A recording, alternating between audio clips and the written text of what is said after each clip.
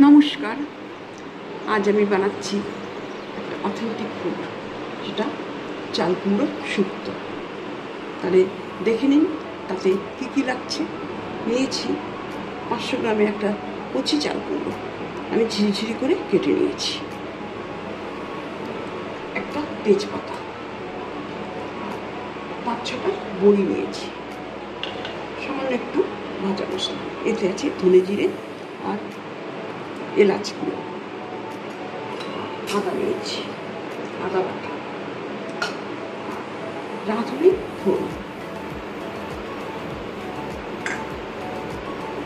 নারকেলের দুধ 1 বাটি নিয়েছি। এটা নারকেলটাকে কুড়ে আমি এটাকে চিপে দুধটা বের করেছি। আমি ফুটিয়ে দুধ বের করি, কাঁচা দুধ। এটা এইটাকে ব্যালেন্স করার জন্য আমি সামান্য চিনি নিয়েছি।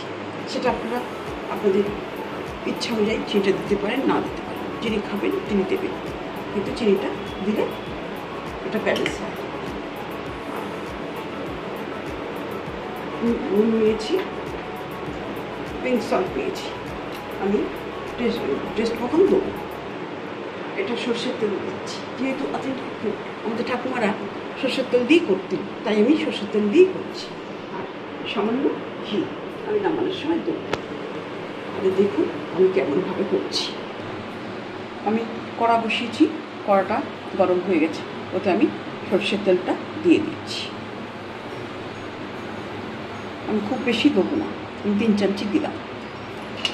আমি বড়িটা প্রথমে ভেজে নিচ্ছি।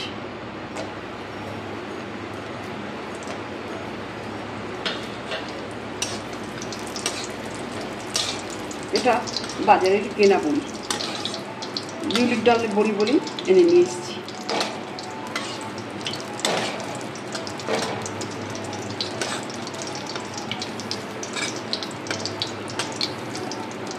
বড়িটা ভাজা হয়ে এলো, এবার আমি তুলে নেবো বড়িগুলো। আমি ওই একই তেলে রাঁধুনিটা ফোড়ন দিয়ে দিচ্ছি। এটা যেহেতু চাল কুমড়ো শুক্তো, রাঁধুনিটাই মেন, রাঁধুনিটা একটু বেশি করে ফোড়ন দিলাম, 1 চামচি দিয়েছি।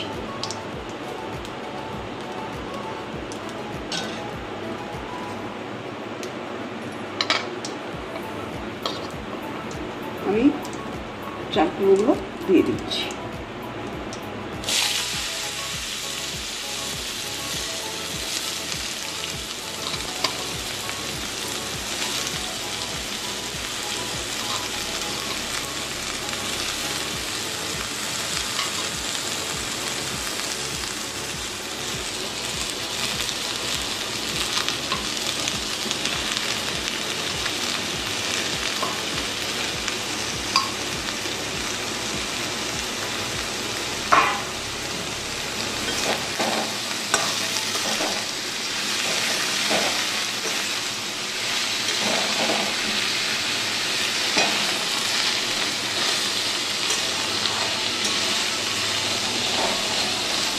এবার আমি এতে 1 চামচি পিঙ্ক সল্ট দিচ্ছি।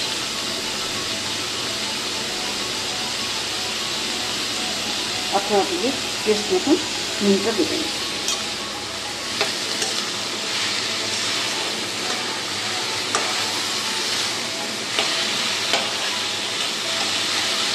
এবার আমি এতে আদা বাটাটা দিয়ে দিচ্ছি, তেজপাতাটা দিয়ে দিচ্ছি। প্রথমে তেজপাতা দিই, একটা তেজপাতা আমি 2 ভাগ করে দিয়ে দিচ্ছি।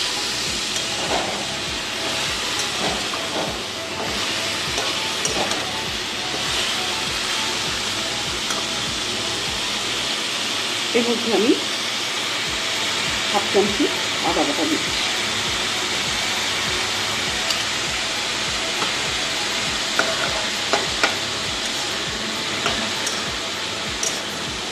একটু নেড়ে নিয়ে চাপা দেবো।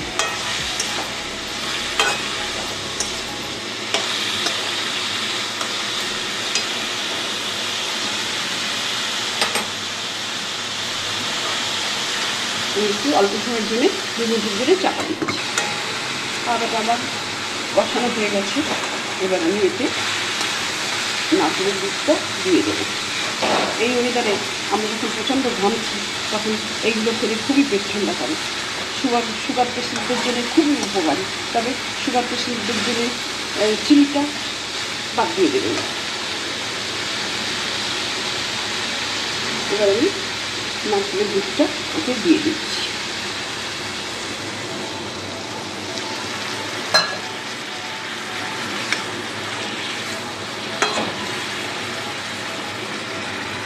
আর দিচ্ছি 1/4 চামচ চিনি। আমি অল্প সময়ের জন্য একটু ঢেকে দিচ্ছি।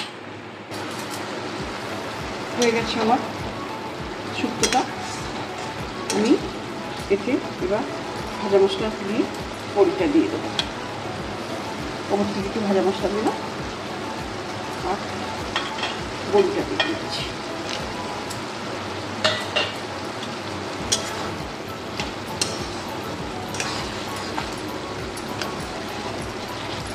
এবার আমি ঘিটা দিয়ে দিচ্ছি। এটা গাওয়া ঘি।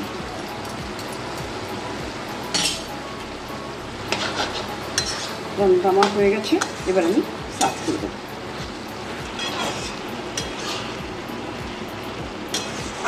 আমি এটা গ্যাসটা অফ করে 5 মিনিট স্ট্যান্ডিং টাইম দেবো, দিয়ে সার্ভটা করছি। আমি হয়ে গেল আমার চাল কুমড়ো শুক্তো। এটা প্রথম পাতে গরম ভাতের সঙ্গে খেতে খুবই ভালো লাগবে।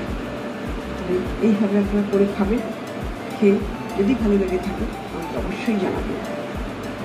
তবে প্রথম থেকে ভিডিওটা দেখার জন্য আপনাদের ধন্যবাদ। নমস্কার।